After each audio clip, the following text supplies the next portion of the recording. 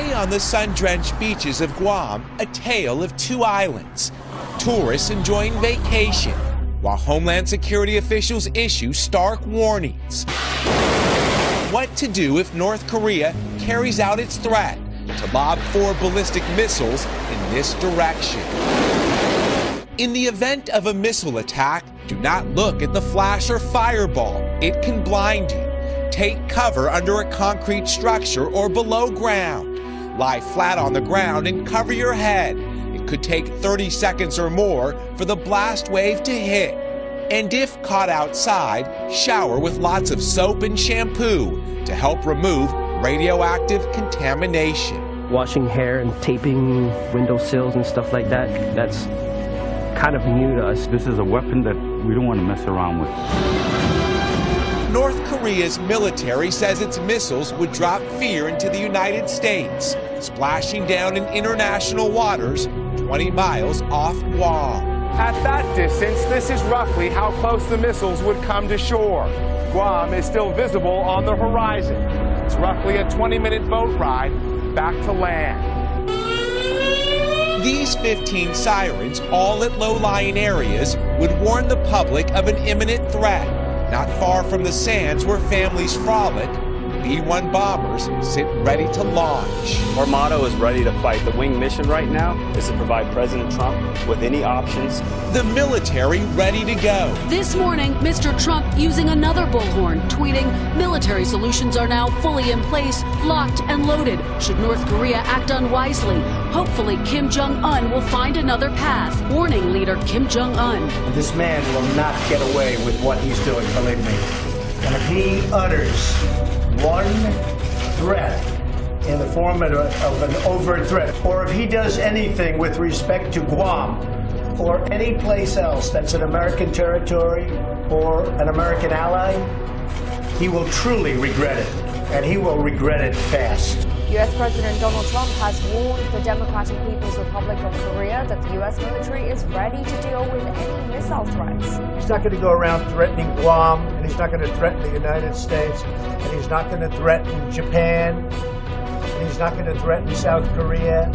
No, that's not a dare, as you say. That is a statement of fact.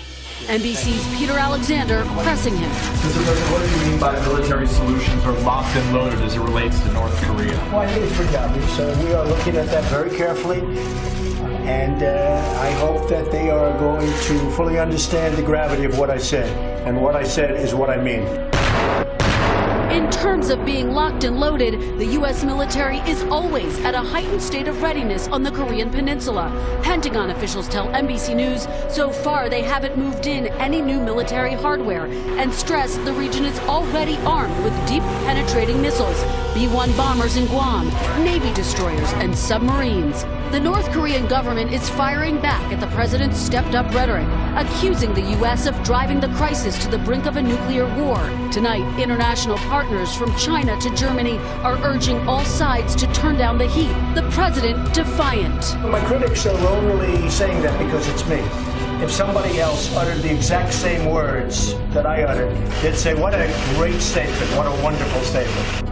You know that President Obama said global warming is the biggest threat. I totally disagree. I say that it's a simple one. Nuclear is our greatest threat worldwide. Not even a question, not even close. So I'd like to de-nuke the world. I would like Russia and the United States and China and Pakistan and many other countries that have nuclear weapons, get rid of them. But until such time as they do, we will be the most powerful nuclear nation on Earth by far. Tonight, Guam caught in the middle, paradise in the crosshairs. Government officials say despite this startling 2-page warning telling people to find safety in parking lots or bunkers, they say they should have about a 14-minute heads up if missiles were coming in this direction. Still, this was a startling read for so many headed to the beach this weekend. Lester? Yeah, pages out of the Cold War indeed. I want our nuclear arsenal to be the biggest and the finest in the world. We spent a lot of money, a lot of time, and a lot of effort, and it's in tip-top shape and getting better, and getting stronger. And until such time as this scourge disappears, we will be so much better and so much stronger than anybody else. And nobody, including North Korea, is going to be threatening us. An attack or threat on Guam is a threat or attack on the United States. There is every reason for the residents of Guam to be concerned, and at the same time, Secretary of State Tillerson has indicated that they are completely under the protective umbrella of the United States. Guam also one of several places the U.S. has deployed missile defense systems to try to intercept any incoming attack from Pyongyang. A cryptic plea from Chinese President Xi Jinping on Saturday, calling on the relevant side to exercise restraint when it comes to the Korean Peninsula during a phone call with U.S. President Donald Trump. According to state media, Xi emphasized a peaceful resolution in the North Korean conflict and said it was in the joint interest of China and the U.S. to denuclearize the Korean Peninsula. The White House issuing a statement after the call, saying that the leaders agreed that North Korea must stop its provocative and escalatory behavior. This comes after Trump issued a new threat to the North on Friday, saying that the U.S. military is locked and loaded, as Pyongyang accused him of driving the situation to the brink of nuclear war. Secretary Mattis just said, we are going to pursue as much as we can diplomatic and negotiations. With that said, I personally know Secretary Mattis, and I have sat down with him.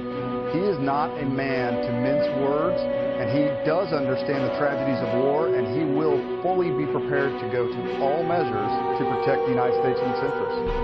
You've said that you believe that Guam is well defended and people there shouldn't be worried. We saw some people out there relaxing on the beach in William Lajeunesse report a short while ago. So what level of readiness does the U.S. have to do and have to have on tap to divert and disarm a nuclear attack? A lot of people, of course, are worried about this. Right. They already have bad missile defense systems in place, as well as H defense systems. You saw, I think there were some reports this morning on Japan moving some of the Patriot systems into place over an anticipated flight path. Japanese defense authorities deployed missile interceptors on Saturday, following threats by North Korea. The measure by the Air Self-Defense Force comes as Pyongyang says it will fire missiles toward the U.S. Pacific territory of Guam. The PAC-3 interceptor missiles have been deployed in self-defense force camps in the western prefectures of Shimane, Hiroshima, and Kochi, as well as neighboring Ehime prefecture. Possibly. You also have THAAD systems in South Korea that are able to detect and look at these things. So there are some maneuvers that have already been put into place to kind of check this. We will continue and should continue to build up layered ballistic missile defenses as much as we can. You know, common hope these days